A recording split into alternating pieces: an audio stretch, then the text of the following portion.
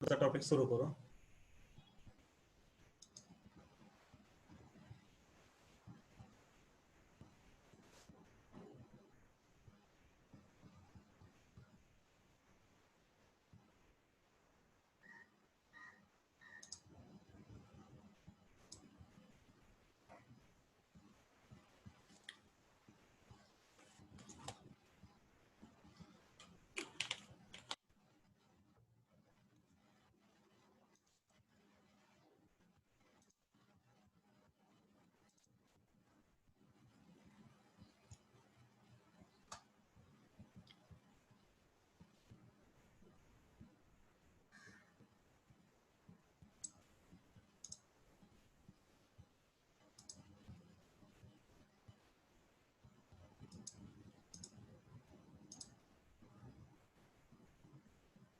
पुढचा टॉपिक आहे आपला तो म्हणजे चलनवाढ, मुद्रास्फीती, इन्फ्लेशन, चलन घट, मुद्रास्फीती, डिप्लेशन, तसेच CPI, WPI, consumer price index, wholesale price index म्हणजे काय हे आपल्याला याच्यामध्ये काय करायचं बघायचं आहे. चलनवाढ म्हणजे काय? चलनवाढीला दुसरा एक शब्द आहे मुद्रास्फीती किंवा त्याला इन्फ्लेशन असं देखील म्हटलं जातं. चलन घट त्यालाच मुद्रास्फीती किंवा डिप्लेशन असं म्हटलं जातं. सीपीआय, डब्ल्यूपीआय,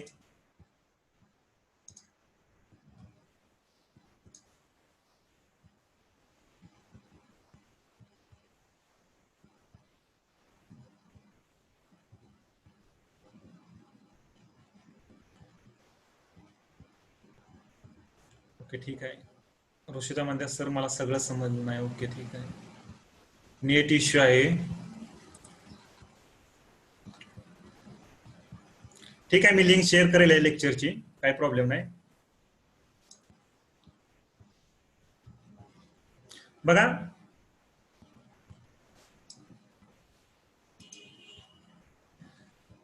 चलनवाढ म्हणजे काय किंवा त्याच्यामध्ये मुद्रास्फीती, इन्फ्लेशन आपल्याला समजायचं. चलन घट म्हणजे काय, मुद्रास्फीती आपल्याला समजून घ्यायचे. सीपीआय, डब्ल्यूपीआय म्हणजे काय वगैरे हे आपल्याला काय करायचंय बघायचं आहे. आता चलनवाढ, चलन घट असेल की आता चलन आपण हे बघितलं होतं बघा, महागाईची समस्या, इन्फ्लेशन म्हणजे काय, किंवा हे आपण ज्यावेळेस आरबीआय टॉपिक घेतला होता त्यावेळेस महागाईची समस्या किंवा मंदीची समस्या हे काय नेमकं आपण काय केलं होतं समजून घेतलेलं होतं. महागाईची समस्या म्हणजे काय, मार्केटमध्ये महागाईची समस्या आहे किंवा मार्केटमध्ये काय मंदीची समस्या आहे. महागाईची समस्या म्हणजे काय आपण म्हणतो इन्फ्लेशन, आणि मंदीची समस्या म्हणजे काय आपण म्हटलं इथं डिलेशन झालं का, डिप्लेशन. एफ राहिला इथं बघा, डिप्लेशन. मंदीची समस्या म्हणजेच काय आपण म्हणतो त्याला डिप्लेशन. आता सपोज बघा 1 किलो मँगो 100 रुपयाला मिळत असेल, 1 किलो आंबा 100 रुपयाला मिळत असेल आणि मार्केटमध्ये अचानक पैसा वाढला, लोकांजवळ जास्तीत जास्त पैसा आला, तर त्या 1 किलो आंब्याची किंमत सगळेजण ते मागायला जातील म्हणजे घ्यायला जातील. डिमांड वाढेल, डिमांड वाढलं की त्या आंब्याची किंमत जो कोणी व्यापारी आहे तो वाढवेल. तो काय म्हणेल आता 100 रुपये नाही, आता किती करेल मी 500 रुपये करेल. म्हणजेच 1 किलो आंब्याची किंमत किती होईल 500 रुपये होईल. म्हणजे 1 किलो आंब्याची किंमत पहिली किती होती 100 रुपये होती, आता त्याच 1 किलो आंब्याची किंमत किती झाली 500 रुपये झाली. का झाली तर मार्केटमध्ये डिमांड वाढलं, मार्केटमध्ये पैशाचा सप्लाय वाढला, ह्याच्यामुळे काय झाली महागाई वाढली गेली. म्हणजे जास्त पैसा वाढला, जास्त डिमांड वाढलं की काय होती महागाईची समस्या तयार होती. आता इथं बघा एक कांदा 1 किलो कांदा 1500 रुपयाला मिळतोय, 1 किलो कांदा 1500 रुपयाला मिळतोय कारण मार्केटमध्ये पैसा जास्त आहे. आणि हा मार्केटमध्ये पैसा जास्त असल्यामुळं 1 किलो कांदा कितीला 1500 रुपयाला मिळतोय. आता विचार करा, जर मार्केटमधून पैसा काढून घेतला, डिमांड कमी केलं, बघा मार्केटमधून पैसा काढून कमी केला, डिमांड कमी केलं, तर त्याच कांद्याची किंमत किती होईल, 1 किलो कांद्याची किंमत किती होईल, तोच कांदा कितीवर येऊ शकतो 100 रुपयावर येऊ शकतो. म्हणजेच काय झाली इथं आपण म्हणतो चलन घट झाली असं म्हणतो, आणि इथंच काय होती तर चलन वाढ होते असं म्हटलं जातं. ही आपण महागाईची किंवा मंदीची समस्या म्हणजे काय हे आपण मागेल आरबीआयचा ज्यावेळेस टॉपिक बघितलं त्यावेळेस आपण समजून घेतलेलं होतं. आता चलनवाढ किंवा त्यालाच काय म्हणलं जातं मुद्रास्फीती किंवा इन्फ्लेशन, इन्फ्लेशन, आणि चलन घट किंवा मुद्रास्फीती त्याला काय म्हणलं जातं डिप्लेशन. इथं एफ राहिलेला आहे बघा, एफ फक्त इथे ऍड करा, इन्फ्लेशन. आता चलनवाढ, चलनवाढ म्हणजे काय, अर्थव्यवस्थेमधील वस्तू आणि सेवांच्या सामान्य किमतीमध्ये एका ठराविक कालावधीमध्ये झालेली वाढ. सपोज बघा आता हा चौकोन आहे आणि या सामान्य इकडून काय होते सप्लाय होतोय असं समजून झाला, इकडून काय होतो या सप्लाय, ह्या साईडनं, आणि इकडं काय आहे, डिमांड आहे. ज्यावेळेस सप्लाय आणि डिमांड सेम असतं त्यावेळेस वस्तूंच्या किमती कशा राहतात, सामान्य राहतात. मग ज्यावेळेस डिमांड वाढलं जाईल त्यावेळेस काय होईल, चलन वाढ होईल. डिमांड वाढलं म्हणजेच काय, वस्तूंच्या सामान्य किमतीमध्ये वाढ झाली, आणि जी काय वाढ आहे त्या ठराविक कालावधीमध्ये झालेली असते. मग त्यालाच काय म्हटलं जातं, ते चलनवाढ असं म्हटलं जातं. आणि चलन घट म्हणजे काय, तर इकडं बघा, डिमांड कमी झालं तर काय होते, चलन घट होते. अर्थव्यवस्थेमधील वस्तू आणि सेवांच्या सामान्य किमतीमध्ये ठराविक कालावधीमध्ये झालेली घट म्हणजेच काय, त्याला म्हटलं जातं चलन घट म्हणजे म्हटलं जातं. बघा, इन्फ्लेशनरी गॅप म्हणजे काय, किंवा मुद्रास्फीतिकारी अंतर, आणि दुसरा आहे तो म्हणजे डिफ्लेशनरी गॅप किंवा मुद्रा अवस्फीतिकारी अंतर म्हणजे काय. जॉन मेनार्ड केन्स एक इकॉनॉमिस्ट होते. ह्यांनी बुक लिहिलं होतं the general theory of employment interest money 1883 मध्ये.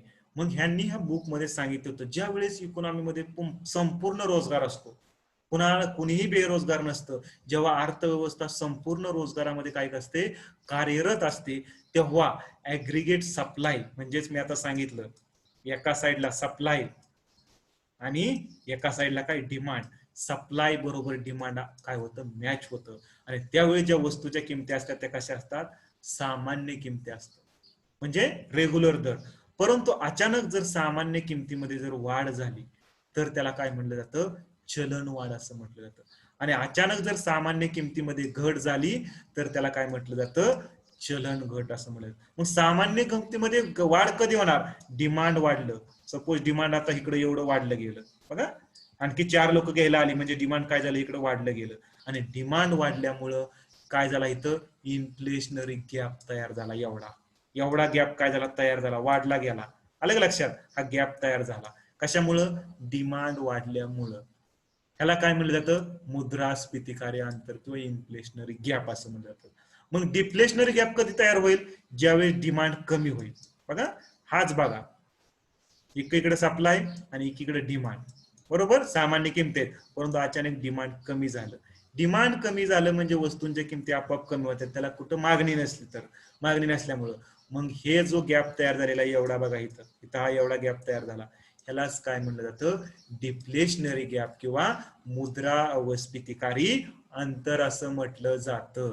म्हणजे इन्फ्लेशनरी गॅप डिमांड वाढल्यानंतर, आणि डिफ्लेशनरी गॅप कधी, डिमांड कमी झाल्यानंतर तयार होतो. बघा आता समजून घेऊ आपण ह्याच्यामधला आणखी फरक डिटेलमध्ये. मुद्रास्फीतिकारी अंतर किंवा इन्फ्लेशनरी गॅप आणि मुद्रा अवस्फीतिकारी अंतर किंवा डिफ्लेशनरी गॅप असं म्हटलं जातं. ह्याच्यामधला फरक काय आहे, जर पैशाचा पुरवठा वाढला तर काय होणार, महागाई वाढणार, चलनवाढ वाढणार. हा मुद्रास्फीतिकारी अंतर किंवा चलनवाढ झाल्यामुळे ही तयार होतं, आणि हे काय झाल्यामुळे, चलन घट झाल्यामुळं. चलनवाढ कधी होऊ शकते, ज्यावेळेस पैशाचा पुरवठा वाढतो. पैशाचा पुरवठा वाढला, वस्तूंच्या किमती वाढणार, महागाई वाढणार, म्हणजेच काय, चलनवाढ होणार. पैशाचा पुरवठा कमी झाला, पैशाचा पुरवठा कमी झाल्यामुळे डिमांड कमी होणार, डिमांड कमी झाल्यामुळे वस्तू लोक खरेदी करायला जाणार नाही ती, आणि त्याच्यामुळे वस्तूंच्या किमती आपोआप कमी होणार, म्हणजेच पैशाचा पुरवठा कमी झाल्यानंतर काय होती, चलन घट होती. उपभोग घेणे, लोक खरेदी करायला जास्तीत जास्त खरेदी करायला लागली, म्हणजेच काय झालं, डिमांड वाढलं, उपभोग घ्यायला लागली, म्हणजे वस्तूंना जास्तीत जास्त खरेदी वगैरे करायला लागली. मग हे जर वाढलं तरी हे काय होतो, इन्फ्लेशनरी गॅप किंवा मुद्रास्फीतिकारी अंतर तयार होतं. इथं लोक काय करायला लागली, खरेदी करायच्या ऐवजी बचत करायला लागली, साठवून ठेवायला लागली पैसे. मग अशा वेळेस काय होईल, तर लोक मागणी कमी होणार, आणि मागणी कमी झाल्यामुळं वस्तूंच्या किमती चलन घट होणार. गुंतवणुकीचा खर्च वाढला, गुंतवणुकीचा खर्च वाढला म्हणजेच काय झालं, गुंतवणुकीचा खर्च वाढला म्हणजे नेमकं काय झालं, तर लोक जास्तीत जास्त गुंतवणूक करायला लागली, नवीन नवीन उद्योगधंदे सुरू झाले, रोजगार तयार झाला, रोजगारामुळे लोकांना पैसा लोकांच्या हातात यायला लागला, लोकांच्या हातात पैसा आल्यामुळे लोक जास्त खर्च करायला लागली, म्हणजे ह्या सर्वांमुळे बी काय होतो, चलन वाढ होते किंवा मुद्रास्फीतिकारी अंतर तयार होतं. गुंतवणुकीचा खर्च कमी झाला तर काय होतं, रोजगार तयार होत नाही, लोकांजवळ पैसा नसतो, सेव्हिंग राहत नाही, मग ह्या सगळ्या गोष्टीमुळे काय होते, चलन घट वगैरे होते. आता पुढे बघा, राजकोषीय तूट वाढणे. आता राजकोषीय तूट म्हणजे मी थोडक्यात सांगतोय, डिटेल कन्सेप्ट आहे आपल्यानंतर तुटीचा वगैरे. राजकोषीय तूट म्हणजे काय, तर सरकारचा उत्पन्न कमी आणि खर्च जास्त, त्यावेळेस काय होती, सरकारची राजकोषीय तूट असं म्हटलं जातं. म्हणजेच सरकारचा खर्च जास्त करते सरकार वेगवेगळ्या योजनावर वगैरे, परंतु करामध्ये म्हणा वेगवेगळ्या कर असतील, टॅक्स असतील, ह्याच्यामध्ये सरकारला तेवढा पैसा किंवा तेवढा इन्कम येतच नाही. परंतु सरकारचा इकडे एका बाजूला बघितलं तर सरकारचा खर्च मात्र भरमसाठ होतोय, भरपूर होतोय. मग म्हणजेच काय, तर सरकारची ही राजकोषी तूट आहे. म्हणजे सरकारची तूट चालू आहे ना, सरकारचा खर्च जास्त आहे आणि उत्पन्न कमी आहे, म्हणजेच काय झाली, तूट झाली. ही जर राजकोषी तूट जर वाढली म्हणजे सरकार मार्केटमध्ये जास्तीत जास्त पैसा सोडण्याचं काम करतंय. मग ही राजकोषी, आता ही पैसा आणतं कुठून, आरबीआय कडून आणतं. मग आरबीआय काय करतं, नोटा छापून देतं सरकारला. मग ही अशी राजकोषी तूट वाढल्यामुळे पैसा इकॉनॉमीमध्ये जास्त वाढणार. मग ह्याच्यामुळे बी काय होऊ शकतं, तर महागाई वगैरे वाढली जाऊ शकते. राजकोषी सरकारने तूट आपली कमी केली, मर्यादित ठेवली, तर इकॉनॉमीमध्ये जास्त पैसा जाणार नाही. आणि जास्त पैसा न गेल्यामुळं परत चलनघट होईल. म्हणजेच काय, तर ही होणार नाही, चलनघट म्हणजे होईल किंवा महागाई वाढणार नाही.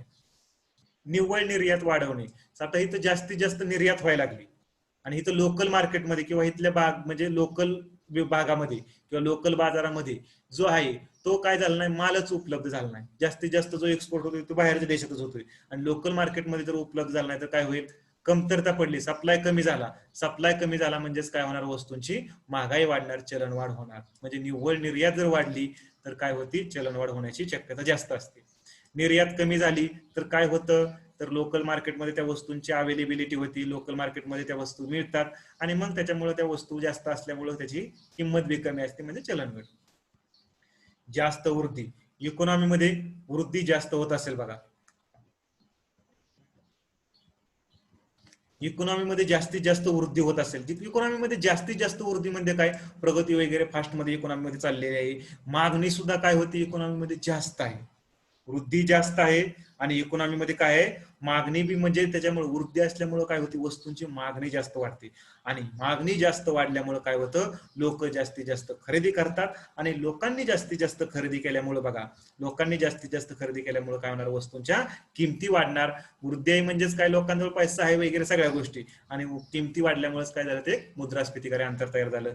मंदी असेल किंवा रिसेशनचा कालावधी असेल तर काय होते, मागणी कमी होते. आणि मागणी कमी झाली की काय होते, बरोबर चलनघट घडून येते. म्हणजे मंदीच्या काळात वगैरे लोक काय होत नाहीत, तर जास्त खरेदी वगैरे करण्यासाठी जात नाहीत किंवा खरेदी करत नाही, कारण लोकांजवळच पैसा नसतो. त्याच्यामुळे मग डिमांड कमी होते, डिमांड कमी झाली की आपोआप वस्तूंची किमती घसरल्या जातात. हे सर्व रिझन आहेत मुद्रास्फीतिकारी अंतर आणि मुद्रा अस्फीतिकारी अंतरच्या मागचे.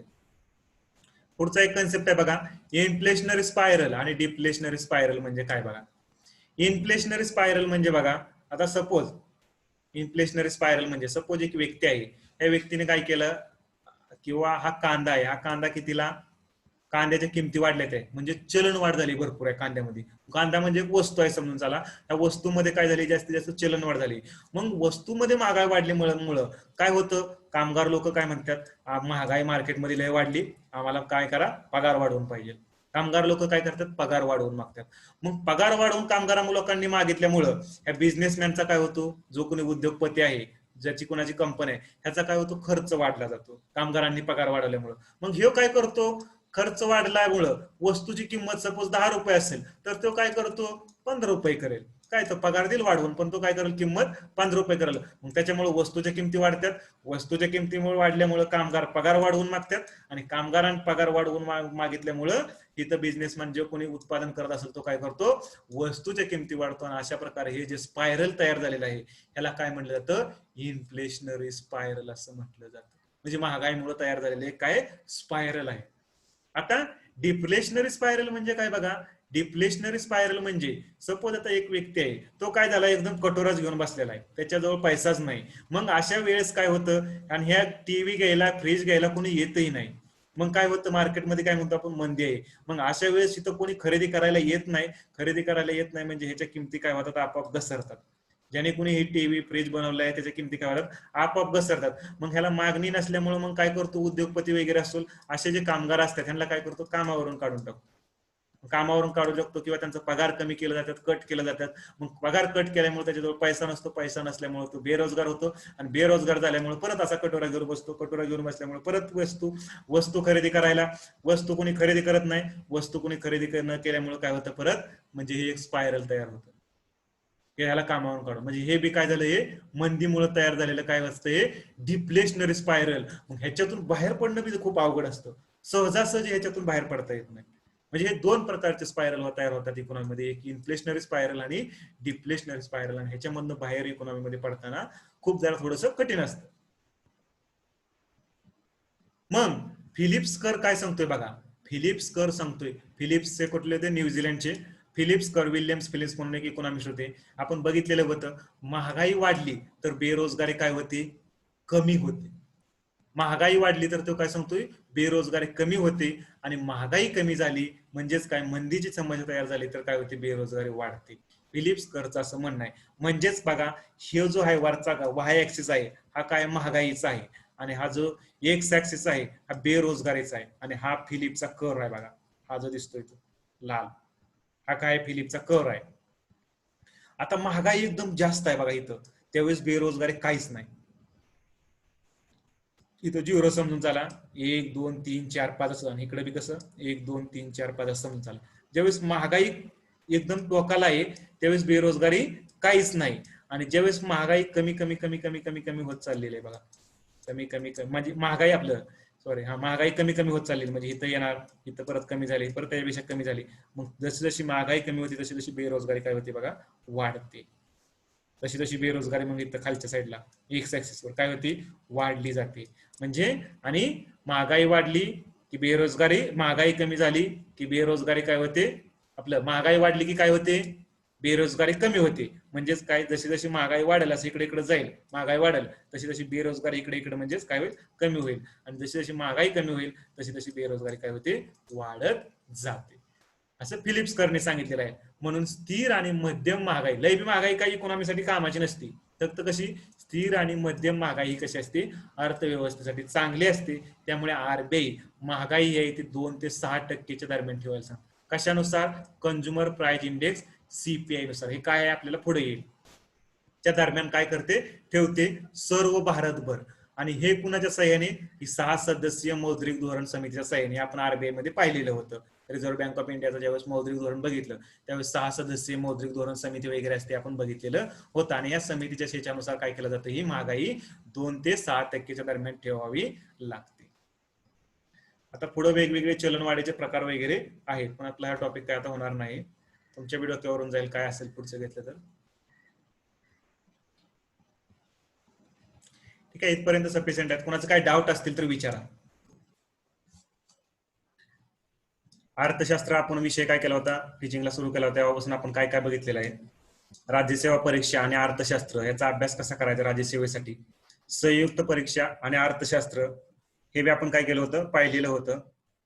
नंतर त्याच्यानंतर राष्ट्रीय उत्पन्न हा टॉपिक आपण काय केला, बघितला. राष्ट्रीय उत्पन्नानंतर आपण जो टॉपिक बघितला तो पंचवार्षिक योजना.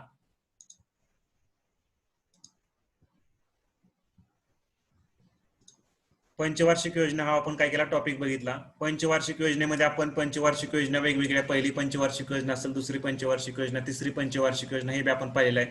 राष्ट्रीय उत्पन्नामध्ये आपण जीडीपी म्हणजे काय, जीएनपी म्हणजे काय, ग्रॉस नॅशनल प्रोडक्ट असेल वगैरे, हे सर्व आपण राष्ट्रीय उत्पन्नामध्ये काय केलं होतं, पाहिलेलं होतं. आणि नंतर त्याच्यामध्ये पंचवार्षिक योजनेमध्ये आणखी नियोजन आयोग असेल, नीती आयोग वगैरे, हे काय केलं होतं आपण पंचवार्षिक योजनेमध्ये बघितलेलं होतं.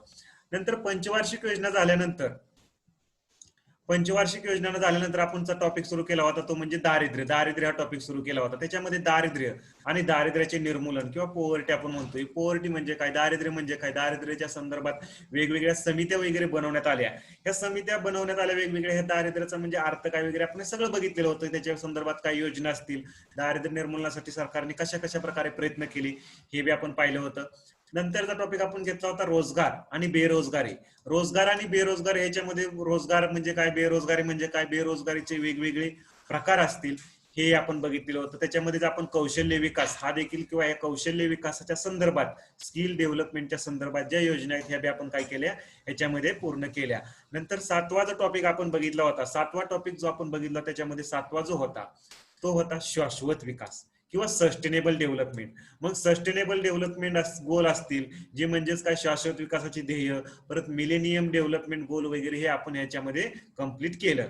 नंतर मानव विकास अहवाल, मानव विकास अहवाल किंवा ह्युमन डेव्हलपमेंट रिपोर्ट असं काय केलं जातं, त्याला म्हणलं जातं. मग हा मानव विकास अहवाल कोण बनवतो, तो काय आहे मानव विकास अहवाल, त्याच्यामध्ये कोणकोणते निर्देशक वगैरे आहेत हे आपण घेतलेलं आहे. लोकसंख्या आणि जनगणना. लोकसंख्या आणि जनगणना, त्याच्यामध्ये पॉप्युलेशन सेन्स, आपण जी लोकसंख्येची जनगणना घेतली जाते दर 10 वर्षांनी घेतली जाते, पहिली कधी घेतली, नंतर कशा प्रकारे चढ उतार कशा प्रकारे आले लोकसंख्येमध्ये वगैरे, हे बी आपण काय केलं होतं, लोकसंख्या आणि जनगणना ह्या टॉपिक मध्ये आपण बघितलेलं होतं. नंतर आपण टॉपिक घेतला तो म्हणजे पैसा. पैसा हा टॉपिक आपण काय केला होता, नंतर पाहिलेला होता. आता बघा, पैसा हा टॉपिक आपण बघितला, पैसा या टॉपिक मध्ये पैसा हा टॉपिक आपण नंतर बघितला. आता पैसा हा टॉपिक बघितल्यानंतर बघा,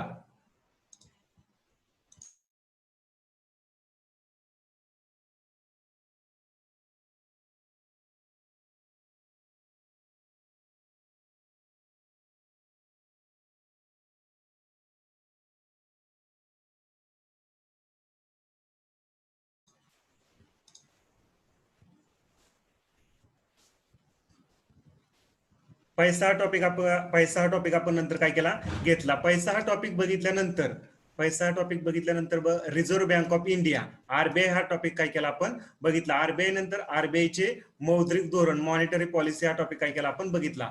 मॉनिटरी पॉलिसी नंतर बँकांचे वर्गीकरण किंवा बँकिंग क्लासिफिकेशन वगैरे आपण हा काय केला होता, टॉपिक घेतला होता. बँकिंग क्लासिफिकेशन नंतर 14वा टॉपिक आपण घेतला, गैर बँकांचे वर्गीकरण किंवा नॉन बँक क्लासिफिकेशन हे आपण बघितलं.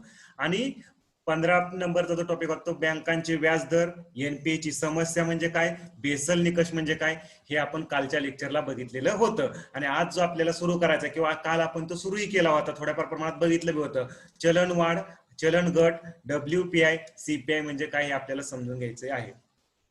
बघा, आता आपण जवळजवळ 16 टॉपिक पर्यंत काय झालं, इकॉनॉमीमध्ये जवळजवळ कंप्लीट केलेलं आहे.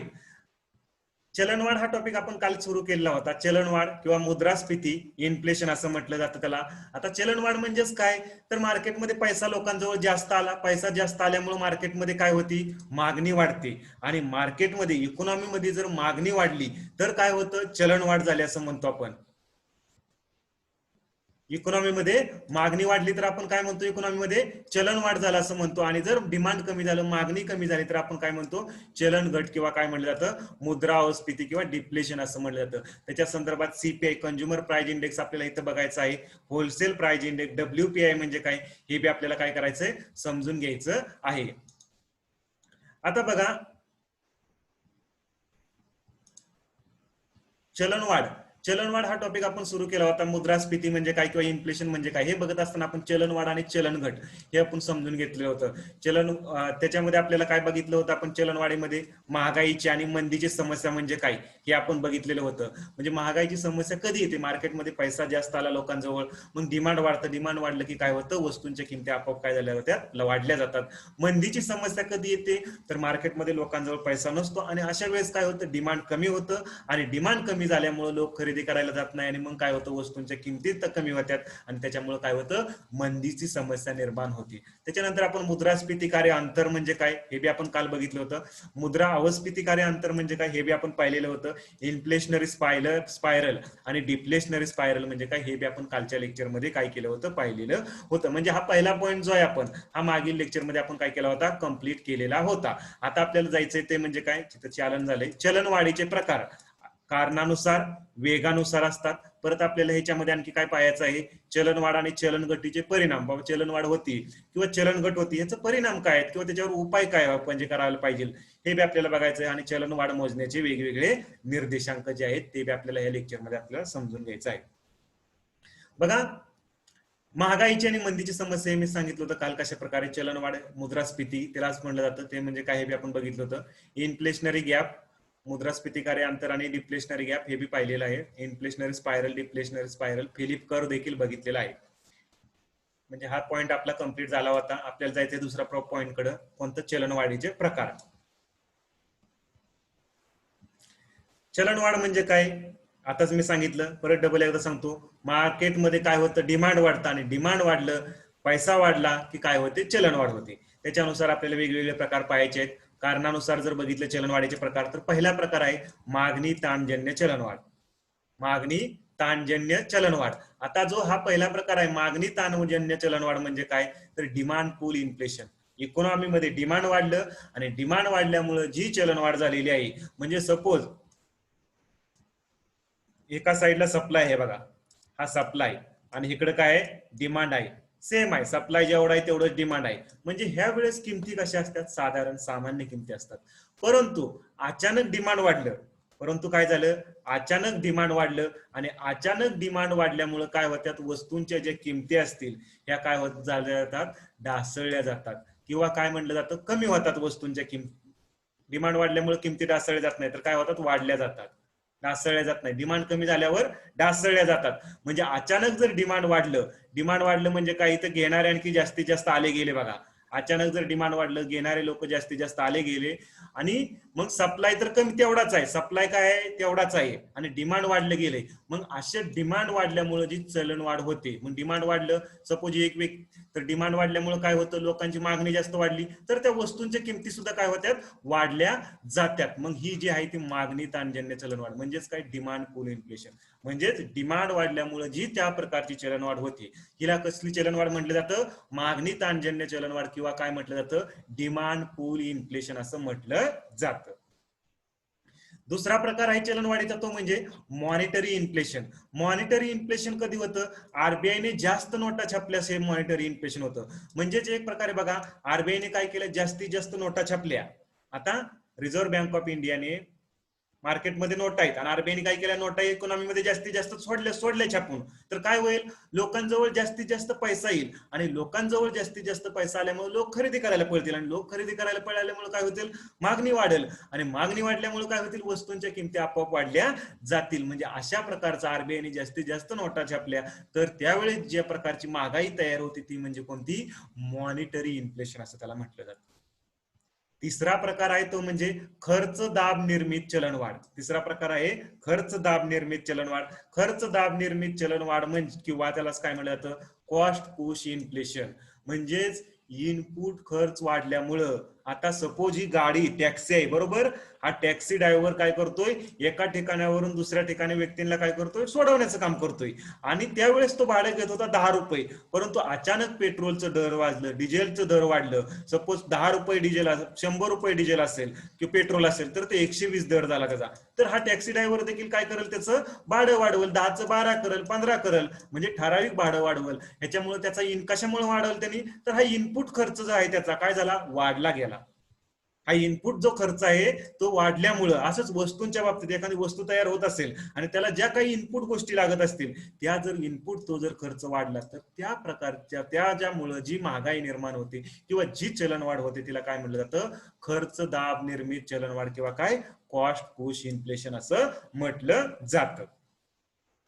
पुढचा प्रकार पडतो तो म्हणजे नफा दाब चलनवाढ, किंवा काय, प्रॉफिट पुश इन्फ्लेशन. आता ह्यो जो नफा दाब चलनवाढ किंवा प्रॉफिट पुश इन्फ्लेशन म्हणजे काय, तर कार्टल, मोनोपॉली इत्यादी समस्या. आता एक कार्टल मोनोपॉली म्हणजे काय बघा, आता तुम्हाला हे माहित असतं बघा, सलूनचं दुकान जिथं असतं त्याचं बघा, त्यांचं एकदम हे असतं बघा, काय असतं, कार्टल असतं.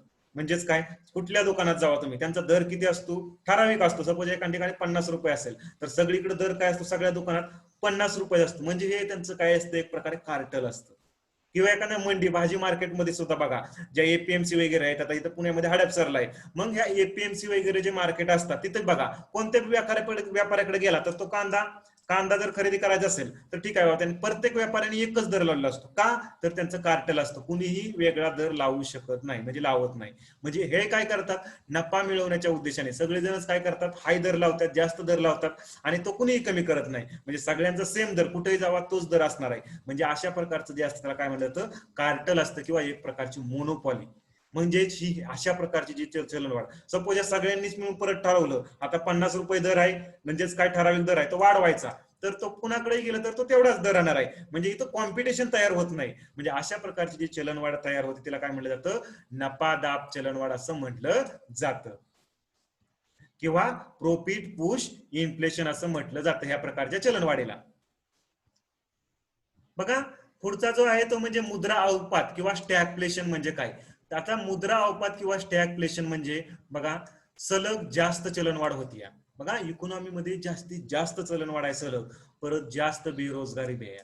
म्हणजे चलनवाढ ही जास्त आहे, बेरोजगारीची समस्या आहे, ही बेरोजगारी देखील काय जास्त आहे, मात्र इकॉनॉमीमध्ये वृद्धी कमी होती. बघा, चलनवाढ जास्त आहे, बेरोजगारी देखील जास्त होती पण आणि वृद्धी काय आहे, कमी आहे. अशी परिस्थिती ज्यावेळेस इकॉनॉमीमध्ये तयार होते त्याला काय म्हटलं जातं, मुद्रा अवपात किंवा स्टॅगफ्लेशन असं म्हटलं जातं. पुढचा आहे तो म्हणजे मुद्रा संस्फिती किंवा रिफ्लेशन. आता मुद्रा संस्फिती आणि रिफ्लेशन म्हणजे अर्थव्यवस्थेला चलन घटीकडून चलनवाढीकडे नेण्याचा मार्ग, म्हणजेच काही प्रकारे मंदीकडून महागाईकडे नेण्याचा मार्ग. एखाद्या अर्थव्यवस्थेमध्ये भरपूर प्रमाणात मंदी आहे आणि अशा अर्थव्यवस्थेला मंदीकडून कुठे न्यायचं, आपल्याला महागाईकडे न्यायचे किंवा चलन घटीकडून चलनवाढीकडे न्यायचे. हा जो मार्ग आहे डिफ्लेशन कडून इन्फ्लेशन कडे नेण्याचा अर्थव्यवस्थेला जो मार्ग आहे त्याला म्हटलं जातं मुद्रा संस्फिती किंवा रिफ्लेशन. मग हे कशा प्रकारे न्यायचं, तर फिलिप्स कर्व असा सांगतोय बघा, आपण बघितलं मागच्या लेक्चरला सुद्धा फिलिप्स कर्व नुसार काय सांगितलंय, जेवढी मंदी जास्त तेवढी बेरोजगारी जास्त, जेवढी महागाई थोड्याफार प्रमाणात असेल ती इकॉनॉमी साठी कशी असते, मध्यम महागाई इकॉनॉमीसाठी कधी बी कशी असते, चांगली असते. म्हणजेच चलनवाढ इकॉनॉमीसाठी कधी चांगली असते. म्हणून या मंदीकडून इकॉनॉमिकला आपल्याला कुठं न्यायचं आहे, मंदीकडून इकॉनॉमीला मंदीला महागाईकडे न्यायची किंवा एक प्रकारे कसं न्यायचं, चलन घटीकडून चलनवाढीकडे न्यायचं आहे.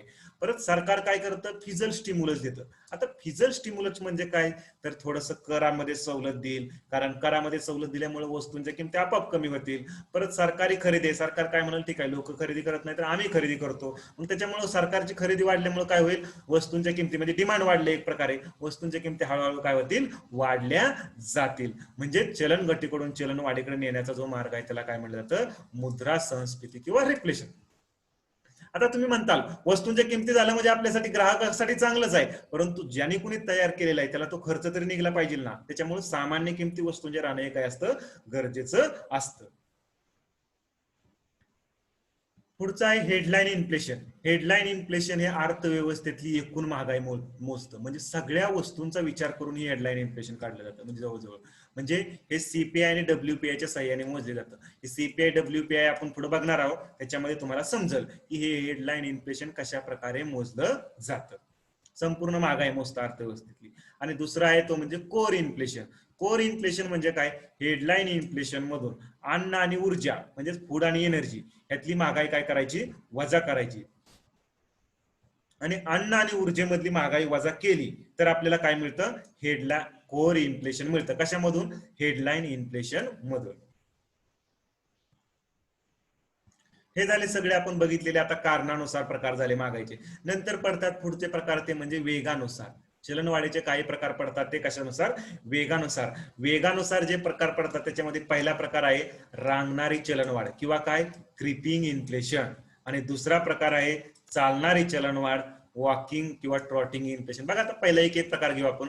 रांगणारी चलनवाढ म्हणजे काय किंवा क्रिपिंग इन्फ्लेशन म्हणजे काय, जवळजवळ 4% दरवर्षी. म्हणजे जी चलनवाढ कशी 4% आहे किंवा इन्फ्लेशन किती आहे, 4%च्या आसपास आहे, दरवर्षी किती 4%च वाढतंय. अशा प्रकारचं जे इन्फ्लेशन आहे हे हे काय असतं, रोजगार करण्यासाठी, तयार करण्यासाठी किंवा आर्थिक वृद्धीसाठी फायद्याचं असतं. अशा प्रकारची चलनवाढ म्हणजे किती, जवळजवळ 4%च्या दरम्यान असणार. आणि अशा चलनवाढीला काय म्हटलं जातं, रांगणारी चलनवाढ किंवा काय, क्रिपिंग इन्फ्लेशन असं म्हटलं जातं. दुसरा प्रकार आहे वेगानुसार म्हणलं तर चालणारी चलनवाढ किंवा त्याला काय, वॉकिंग किंवा ट्रॉटिंग इन्फ्लेशन असं म्हटलं जातं. म्हणजेच अशी चलनवाढ जी चलनवाढ 4% पेक्षा जास्त असेल अशा चलनवाढीला काय म्हटलं जातं, तर दरवर्षी ट्रॉटिंग इन्फ्लेशन असं किंवा वॉकिंग इन्फ्लेशन म्हटलं जातं किंवा चालणारी चलनवाढ असं म्हटलं जातं. तिसरा प्रकार आहे थोडीशी पळणारी चलनवाढ किंवा रनिंग इन्फ्लेशन.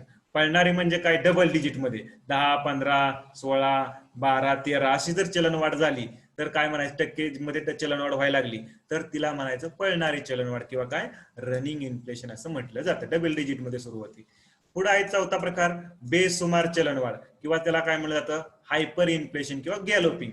म्हणजेच काय, व्हेरी हाय, भरपूर जास्त प्रमाणात, 20%, 100% किंवा कधी कधी 10,000 पेक्षाही जास्त एवढ्या प्रमाणात चलनवाढ होती. मग अशा प्रकारची जी चलनवाढ होती इकॉनॉमीमध्ये हिला म्हटलं जातं बेसुमार चलनवाढ असं म्हटलं जातं. म्हणजे बघा 4 प्रकार पडतात. रांगणारी चलनवाढ जी 4% आहे ती, चालणारी चलनवाढ 4% पेक्षा जास्त, पळणारी चलनवाढ ही डबल डिजिट मध्ये सुरू होती आणि बेसुमार चलनवाढ किंवा हायपर इन्फ्लेशन किंवा गॅलोपिंग म्हणजे काय, जवळजवळ हाय 20, 30, 40, 100%, 10,000 पेक्षा बी जास्त कधी कधी तरी असे कंडिशन काय काय देशामध्ये बी तयार होती. म्हणजे ही जी चलनवाढ आहे ती बेसुमार चलनवाढ आहे किंवा हायपर इन्फ्लेशन, आणि ही इकॉनॉमीसाठी खूप खूप नुकसानकारक असते अशा प्रकारची जी चलनवाढ आहे ती. हे झालं चलनवाढीचे प्रकार बघितलं. नंतर एक मुद्दा आहे बघा, बेस इफेक्ट. एक कन्सेप्ट आहे, छोटासा आहे. बेस इफेक्ट म्हणजे काय बघा, समजून घ्या. आता सपोज हा कांदा आहे आणि कांदा 2010 साली 100 रुपये किलो होता. 2010 ला किती, 100 रुपये किलोने मिळत होता. 2011 साली तोच कांदा 110 रुपये किलोने मिळायला लागला आणि 2011 नंतर 2012 साली बघा तोच कांदा किती, 120 रुपये किलोने मिळायला लागला. आता विचार करा, कांद्याची किंमत दरवर्षी कितीने वाढली, 10 रुपये. इथं बी किती रुपयाने वाढली, 10 रुपये.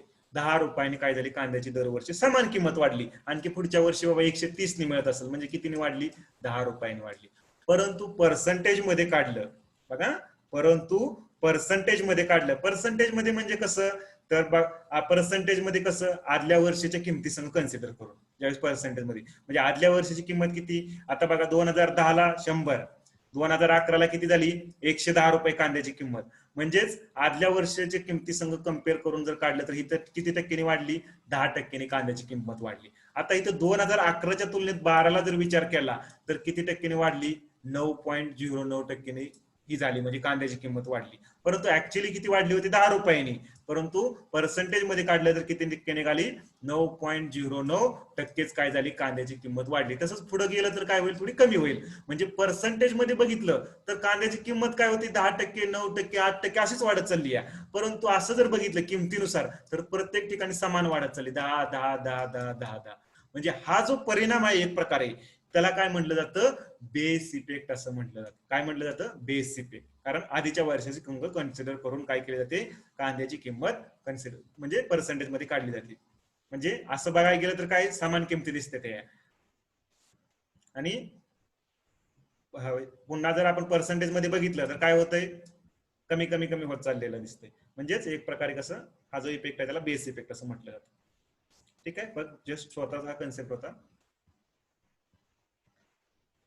आपण काय बघितलं आता, हा टॉपिक घेतला होता आपण, महागाईची आणि मंदीची समस्या, मुद्रास्फीती अंतर, मुद्रा व स्फीती अंतर म्हणजे काय बघितलं, इन्फ्लेशनरी स्पायरल, डिफ्लेशनरी स्पायरल बघितलं. चलनवाढीचे प्रकार, कारणानुसार आणि वेगानुसार हे देखील घेतलं. याच्यामध्ये बेस इफेक्ट वगैरे हे आपण काय केलं, बघितलं. आता चलनवाढ आणि चलनघटीचे परिणाम, वेगवेगळे जे परिणाम आहेत ते आपल्याला काय करायचे, बघायचे आहेत. आणि त्याच्यावर उपाय काय बाबा, चलनवाढ होती मग त्याच्यावर उपाय सुद्धा आपल्याला काय करणं गरजेचं आहे. चलनवाढ आणि चलनघटीचे परिणाम.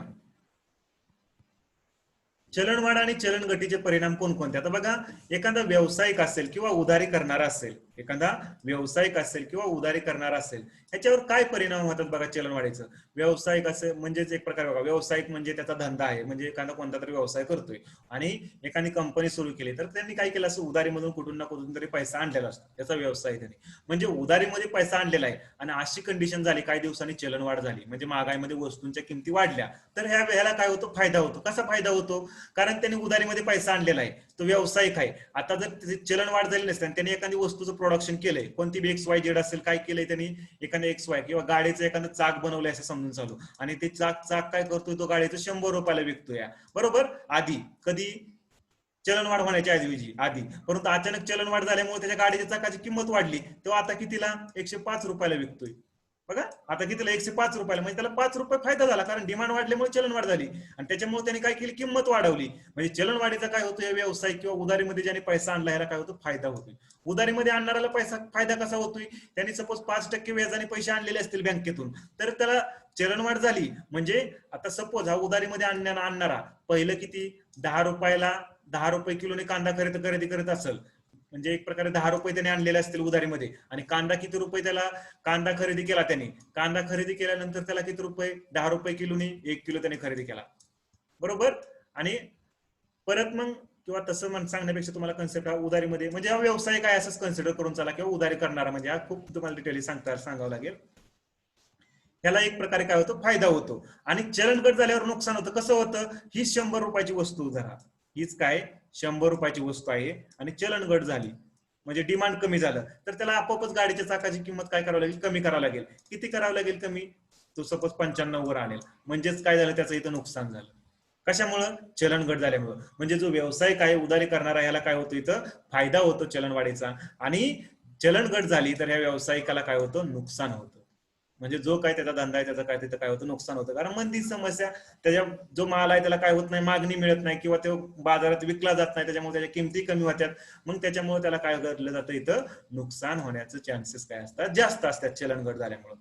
आता फिक्स इन्कम ग्रुप किंवा उधारीमध्ये देणारा, म्हणजे फिक्स इन्कम ग्रुप म्हणजे कसं, की त्यांचा पगार फिक्स आहे. जसं की एखादा गव्हर्नमेंट सर्वंट आहे एखादा किंवा सरकारी नोकरीला आहे, दर महिन्याला 10,000 रुपये त्याला पगार किंवा 20,000 रुपये पगार येतोय खिशामध्ये. म्हणजे हे काय झाले, फिक्स इन्कम आहे त्याचा, म्हणजे फिक्स इन्कम ग्रुप म्हणजे पगारी कामगार वगैरे. मग किंवा उधारीमध्ये देणारा असेल, हा झालं उधारीमध्ये देणारा झालं. उधारीमध्ये देणार म्हणजे त्याला दर महिन्याला व्याज जे आहे ते ठराविक येणार आहे, म्हणजे 5% व्याजाने त्यांनी पैसे दिले असतील तर दर महिन्याला त्याला 5%च व्याज येणार आहे. त्याला जास्त येणार आहे का, नाही येणार.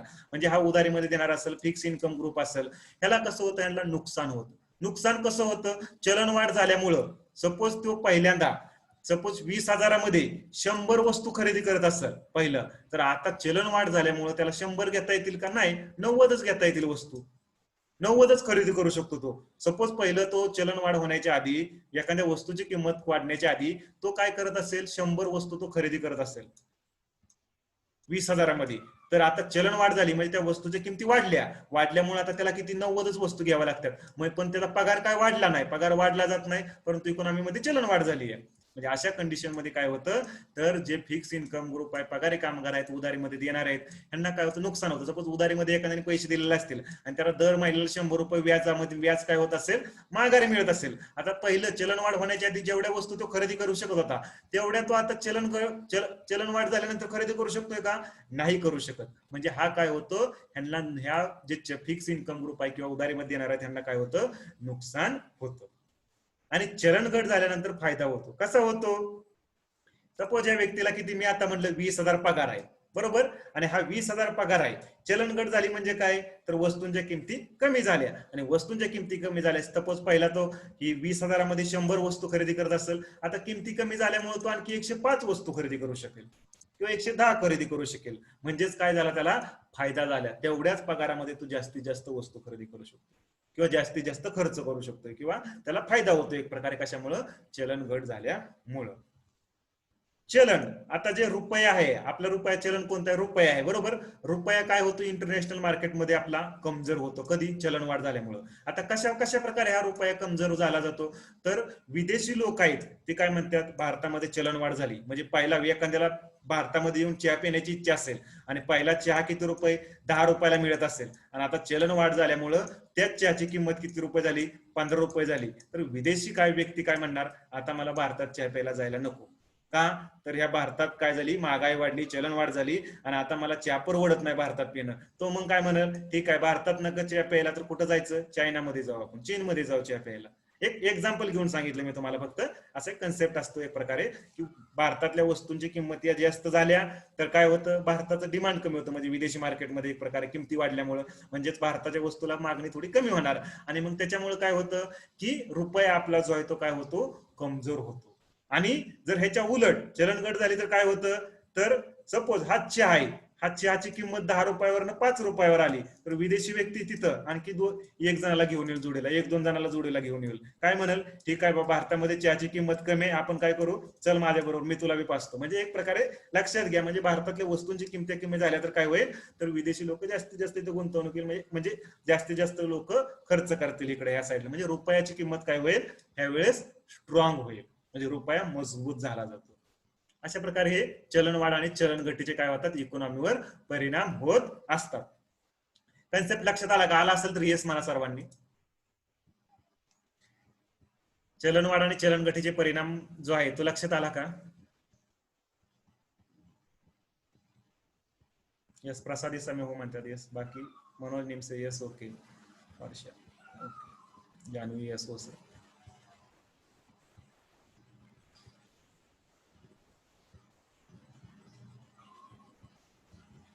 येस, सर्वांच्या लक्षात आलेलं आहे. हा क्वेश्चन बी घेणार आहे, टेन्शन घेऊ नका, क्वेश्चन सुद्धा घेणार आहे आपण. बघा आता, हा झाला चलनवाढ आणि चलनघटीचे काय झाले परिणाम. आणि चलनवाढ आणि चलनघटीच्या परिणामानंतर आपल्याला काय करायचं, आता ह्याच्यावर उपाय करणं गरजेचं आहे.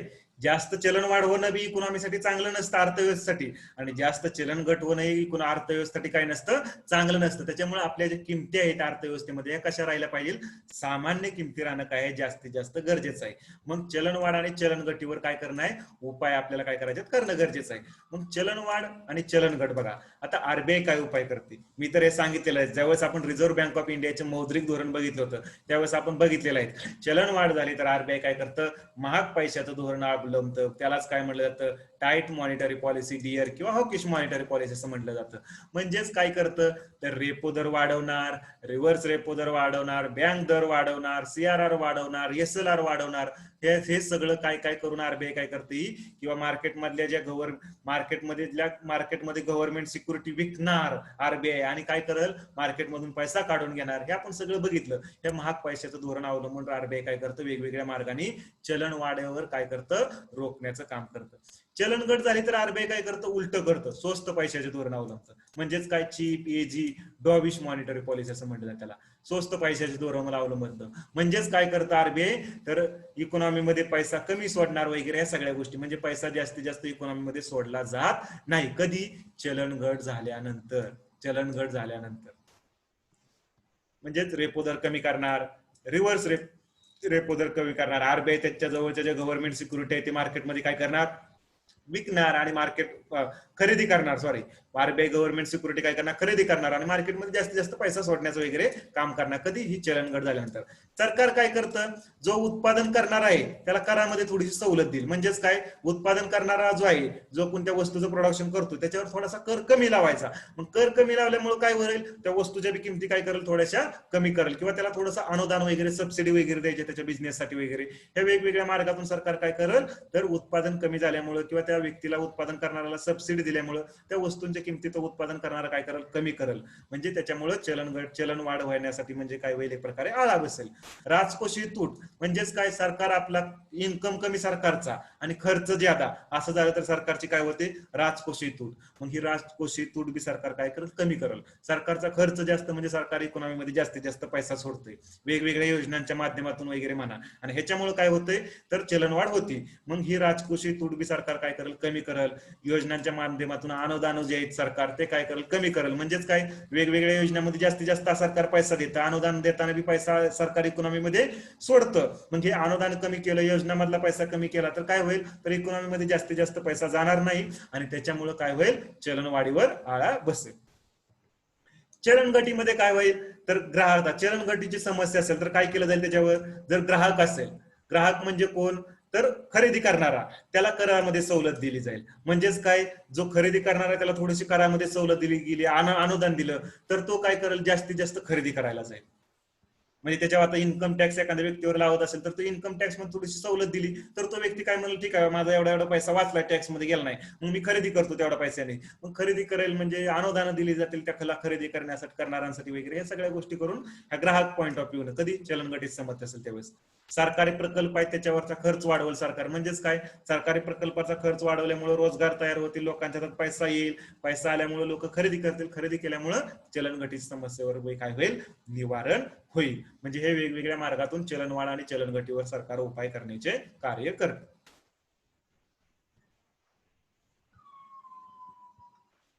करा सवाल.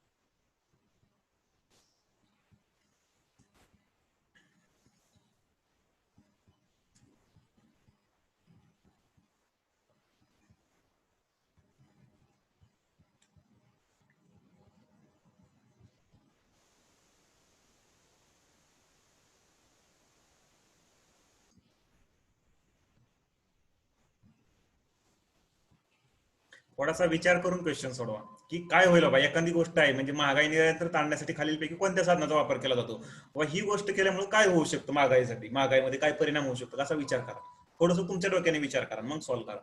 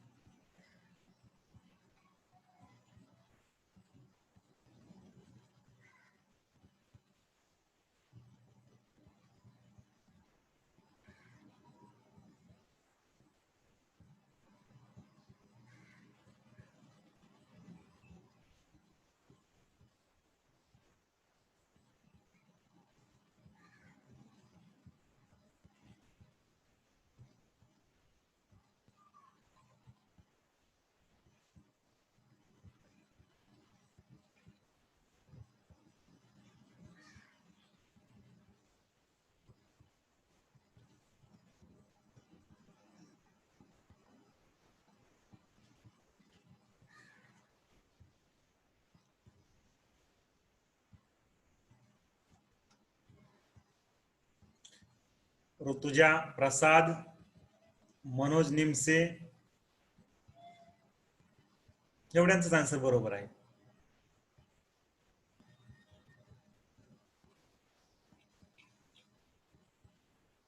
बाकी सर्वांनी हे केलेलं दिसतंय ओपन. बघा, ठीक आहे, बाकीच्यांचे प्रयत्न केला सर्वांनी जवळजवळ. 4 नंबरचं ऑप्शन आपलं बरोबर आहे. कसं आहे ते बघूया आपण. महागाई नियंत्रणात आणण्यासाठी खालीलपैकी कोणत्या साधनांचा वापर केला जातो. राज्यसेवा 2012ला विचारलेला क्वेश्चन आहे बघा. महागाई नियंत्रणात आणण्यासाठी खालीलपैकी कोणत्या साधनांचा वापर केला जातो. बरोबर आहे, मौद्रिक धोरणात बदल. आताच आपण बघितलं आरबीआय काय करतं, महागाई असेल तर महाग पैशाचं धोरण अवलंबतं, म्हणजे थोडासा मौद्रिक धोरणात काय करतं, बदल करतं. पहिला वाक्य तर बरोबर येणार. आयात शुल्कात कपात. आता इथं सर्वांना म्हटलं असले आयात शुल्कात कपात मी तर सांगितलं नव्हतं, आणि हे आता आयात शुल्कात कपात केल्यामुळे काय होईल, थोडासा विचार करा बघा. सरकार काय करतं, आयात जी माल होतो त्याच्यावर जे शुल्क लावलं जातं ह्याच्यावर थोडी कपात करेल, आणि मग सरकारने आयात होणाऱ्या मालावर थोडी कपात केल्यामुळं आता इकॉनॉमीमध्ये महागाई आहे, मग हा माल काय होईल, आपल्या मार्केटमध्ये स्वस्त येईल थोडासा. म्हणजे कर कमी केलं सरकारने, म्हणजे आपल्या इकॉनॉमीमध्ये हा माल कसा येईल, पहिला 15 रुपयाला येत असेल, सरकारने कमी कर केल्यामुळे तो किती रुपयाला येईल, आता 13 रुपयाला तो विकला जाईल आपल्या इकॉनॉमीमध्ये. म्हणजेच काय होईल, त्या वस्तूच्या किमती होईल कमी केल्या जातील. म्हणून आयात शुल्कात सरकार काय करतं, किंमत आयात शुल्क थोडंसं कमी केलं म्हणजे लोकल मार्केटमध्ये बाहेरच्या वस्तू काय होत्यात, अवेलेबल होत्यात, आणि त्याच्यामुळे मग वस्तूच्या किमती जास्तीत जास्त सप्लाय वाढला जाईल, आणि सप्लाय वाढल्यामुळे काय होईल, वस्तूच्या किमती काय होत्याल, कमी होत्याल. का तर सरकारने आयात शुल्क जो काही माल बाहेरून आला होता त्याच्यावर शुल्क कमी केल्यामुळे. म्हणजे ठीक आहे, महागाई नियंत्रणात आणण्यासाठी आयात शुल्कात सुद्धा काय केली जाते, कपात केली जाते. नंतर बघा पुढचा, सार्वजनिक वितरण व्यवस्था म्हणजेच पब्लिक डिस्ट्रीब्युशन सिस्टम. म्हणजे एक प्रकारे काय, सरकार जे आहे रेशन कार्डवर, रेशन शॉपवर धान्य वगैरे वाटण्याचं काम करतं. परत वेगवेगळ्या म्हणजे ह्याच्यातून सार्वजनिक वितरण करतं. म्हणजे एक प्रकारे एक एक रेशन रेशन शॉपचं एक्झाम्पल घ्या. मग या रेशन शॉपवर सरकारने काय केलं, रेशन कार्डच्या सहाय्याने धान्य वगैरे विकलं कमी किमतीला वगैरे. मग ह्याच्यामुळे बी काय होती, की इकडे धान्य कमी किमतीला मिळते, मग लोक इकडे खरेदी करायला जातील, किंवा सरकारने काय केलं, थोड्याफार प्रमाणात कमी किमतीला धान्य विकायला सुरुवात सरकारने स्वतःच केली. मार्केटमध्ये महागाई आहे तर मग अशा वेळेस बी काय होतं, तरी सार्वजनिक वितरण केल्यामुळे बी काय होती, महागाई आटोक्यात येते. म्हणजे आपलं उत्तर कोणतं येणार, वरील सर्व. हे तिन्ही तिन्ही बरोबर आहेत, म्हणून वरील सर्व हे उत्तर आपलं बरोबर येणार.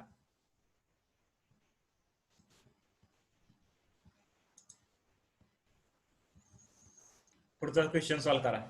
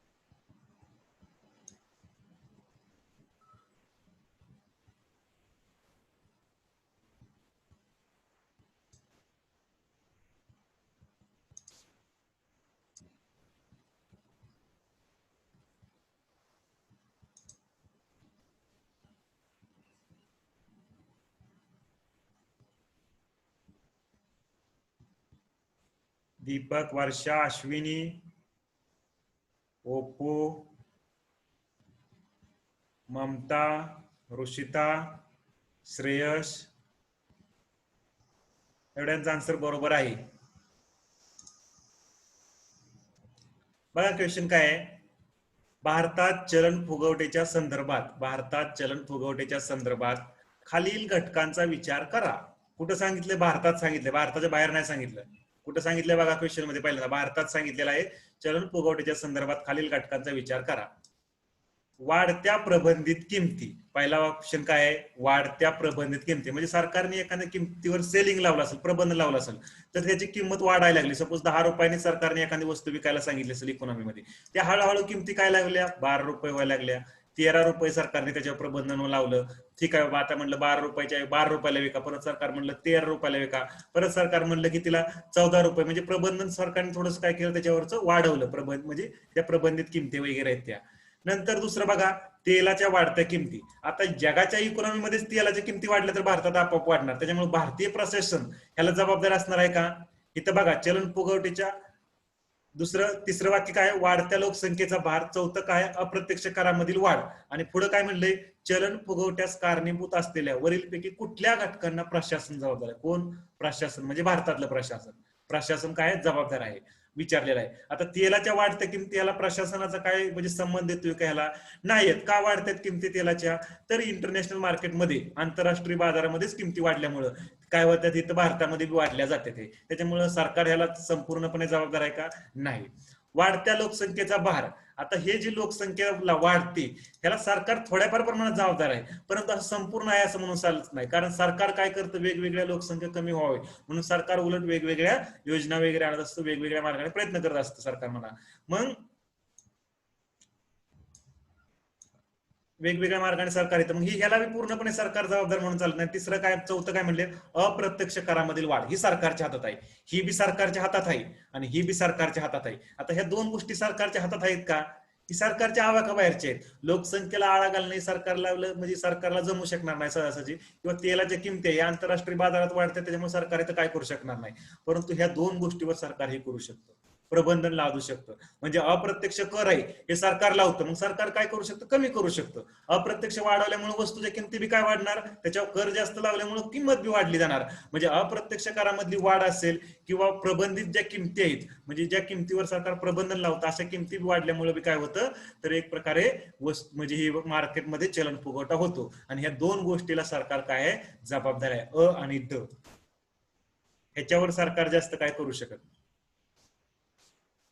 त्यामुळे ह्याला तर सरकार जबाबदार नाही. सरकार फक्त जबाबदार कुठं? हे 1 आणि 2. प्रबंधित किमती म्हणजेच काय? तर एखादी वस्तू आहे ती 10 रुपयापेक्षा जास्त विकायची नाही सरकारने सांगितलं, तर तिला काय म्हणलं जातं? तिच्यावर प्रबंधन लावलंय. कुणी बी विकायची असेल तर सरकारने सांगितलं ती 10 रुपयालाच विकायची, त्याच्यापेक्षा जास्त विकायची नाही. म्हणजे एखादी कॅन्सरची गोळी असेल तर त्या किमतीपेक्षा जास्त किमतीला विकायची नाही. मग सरकारने काही वर्षांनी सांगितलं की बाबा 14 रुपयाला विका, म्हणजे सरकारने हळूहळू वाढवायला लागल्या त्या किमती. मग अशा वेळेस बी काय होतं? हे चलन फुगवटा होऊ शकतो. म्हणजे ह्यालाच प्रशासन जबाबदार आहे. पुढचा क्वेश्चन बघा.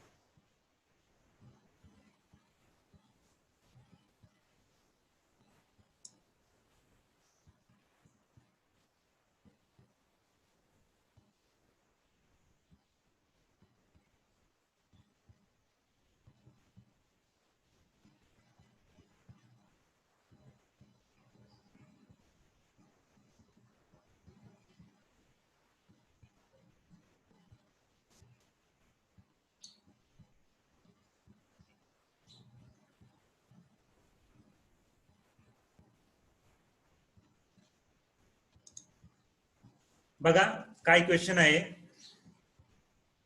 ठीक आहे. किंमत वाढीस कारणीभूत असणारा, किंमत वाढीस कारणीभूत असणारा पुढीलपैकी कोणता घटक पुरवठाजन्य नाही. बघा मी एखाद्या साईडला, पुरवठा म्हणजे काय, सप्लाय. एका साईडला काय असतो, सप्लाय असतो, आणि एका साईडला काय असतं, डिमांड असतं. डिमांड वाढलं तर वस्तूच्या किमती काय होणार, वाढणार, म्हणजे किंमत वाढ होणार. आणि आणखी एक गोष्ट, सप्लाय जर कमी झाला तर काय होईल, सप्लायच कमी झाला तरी काय होईल, मार्केटमध्ये वस्तू अवेलेबल होणार नाहीत. आणि मार्केटमध्ये वस्तू अवेलेबल नाही झाल्या तर काय होईल, वस्तूंच्या किमती, मार्केटमध्ये जर वस्तू अवेलेबल झाल्या नाही तर वस्तूंच्या किमती काय होतील, वाढल्या जातील. मग असं कधी होऊ शकतं की मार्केटमध्ये सप्लायच अवेलेबल नाही, पुरवठाच झाला नाही, कधी होऊ शकतं असं, निर्यात वाढ झाली, बरोबर आहे. जास्तीत जास्त आपल्या भारताच्या बाहेर माल जायला लागला आणि भारताच्या लोकल मार्केटमध्ये तो मालच राहिला नाही, किंवा इथं लोकल मार्केटमध्ये तो मिळालाच नाही, म्हणजेच काय झालं तर किंमत वाढ होणार, म्हणजे पुरवठा कमी झाला. म्हणजेच काय झालं, एक प्रकारे पुरवठाजन्य नाही म्हणले, पण हा पुरवठाजन्य आहे ना. पुरवठा जर, निर्यात वाढ झाल्यामुळे आपल्या भारतीय बाजारपेठेत तो माल राहणार नाही, म्हणजे अवेलेबल होणार नाही जास्तीत जास्त निर्यात वाढली तर, आणि मग त्याच्यामुळे काय होणार तर किंमत वाढणार.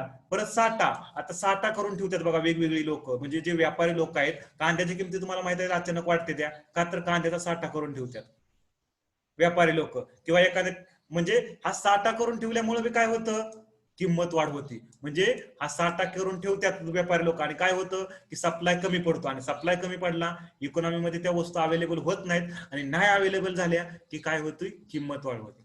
दुष्काळ म्हणजेच काय तर हा पुरवठाजन्य आहे, पुरवठा कमी झाला. आता दुष्काळ, दुष्काळ बघा, दुष्काळ काय होणार आहे, दुष्काळाची स्थिती निर्माण झाली, आणि दुष्काळाची स्थिती निर्माण झाली, वस्तू, शेतकऱ्याला मालच घेता आला नाही. बघा शेतकऱ्याला धान्यच घेता आलं नाही, म्हणजे धान्याचा पुरवठा कमी झाला, त्याच्यामुळे धान्याच्या किमती वाढल्या गेल्या.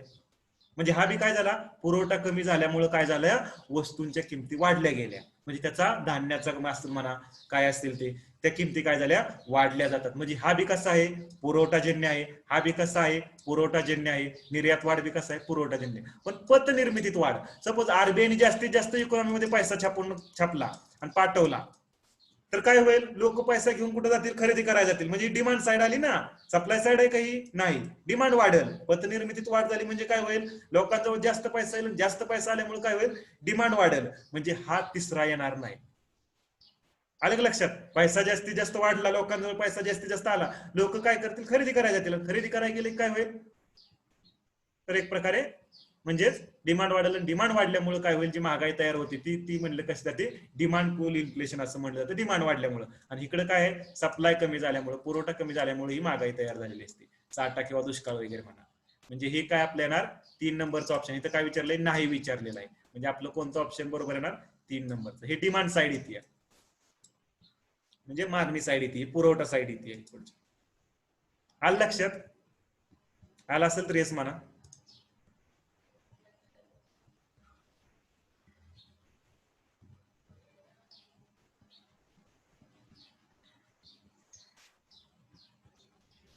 ओके ठीक. आता बघा, चलनवाढ आणि चलनघट आपण बघतोय. हा चलनवाढ आणि चलनघट बघत असताना आपण महागाईची आणि मंदीची समस्या म्हणजे काय हे